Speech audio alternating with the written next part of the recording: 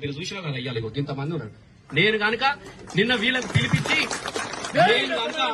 నేను ఇదే బెజ్జంకి నా కార్యకర్తలు నా కుటుంబ సభ్యులకు పిలిపిస్తే మీరు ఇంటికి వచ్చేటోళ్ళ మళ్ళా తిరిగి నేను ఒకటే మీరు అడుగుతా ఉన్నా, ఏం పాపం చేసిరని వాళ్ళకు నాకెందుకు వాళ్ళతో కొట్లాట? రేపు ఈపులు వలుగుతాయి, కాళ్ళు ఇరుగుతాయి. ఇంటికి పోతే ఏం చెప్పుకుంటారు? భార్యలకు ఎవడు కొట్టిందంటే ఏం చెప్పుకుంటారు? అవుతుందా మీతో? మా మీద రసమాయి బాలకృష్ణ సైన్యం ఇది, కేసీఆర్ సైన్యం ఇది, కేటీఆర్ సైన్యం ఇది అవుతుందా? అందులో గుంపొచ్చినట్టు వచ్చారు. సింగిల్ గా రసం ఎక్కడో సింహం లాగా నిలబడ్డాడు నిన్న రా అని చెప్పిన. నేను ఇప్పుడు కూడా చెప్తా ఉన్నా, దయచేసి నేను మళ్ళీ చెప్తా ఉన్నా, మీతో కాదు వ్యక్తిగత నిజంగా చెప్తా ఉన్నా.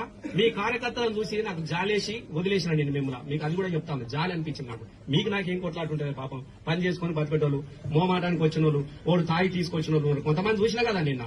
పైసలు ఇచ్చి రారా బై రాంగా ఏమైనా చూసుకుంటా అంటే కొంతమంది వచ్చారు, నాకే ఫోటోలు పెట్టింది చాలా మంది. అన్నా ఏమనుకోకే, ఇక ఈయన ఎక్కించుకొచ్చింది అన్నా. నేను ప్రామిస్ చెప్తా ఉన్నా, నిజంగా చెప్తాను. ఇక నా ఫోటోలు కావాలంటే మీకు పువ్వులతో సహా ఇస్తా. ఎంతమంది అంటే అంతమంది వాళ్ళే. మాకేం చేసినావు అన్న, మంచి చేసినావు కదన్నా. నా చెల్లెలకమయ్యేటప్పుడు చెక్కిచ్చిపోయినావు, మా తాతకు ఇది ఇచ్చినావు అన్న. నీతో మాకేముంటదే? ఏదో ఇక అందులో ఉంటే ఏమన్నది కొన్ని ఉంటాయి, లైట్ పురుగులు ఉంటాయి. వాళ్ళందరూ నేను ఎవడైతే ముంగట్లో పడ్డాడో వాళ్ళందరూ నాది తిన్నోళ్లే, నేను పోతే తాగినోళ్లే. నేను 100% చెప్తాను. ఇప్పుడు నాది పట్టుకున్నారు, నాది పట్టుకున్నారు.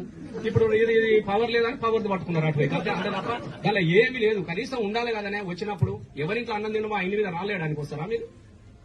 ఏందా ఏం సంస్కారమే మీది? రాజకీయాలు ఉంటాయి, పార్టీలు ఉంటాయి, ఎవరి పార్టీకి వాడు జెండా మోస్తాడు. కానీ ఈ కల్చర్ మంచి లేదు. మన మానకొండలో చాలా మంది అంటున్నారు ఇది ఎన్నడూ చూడలేదు.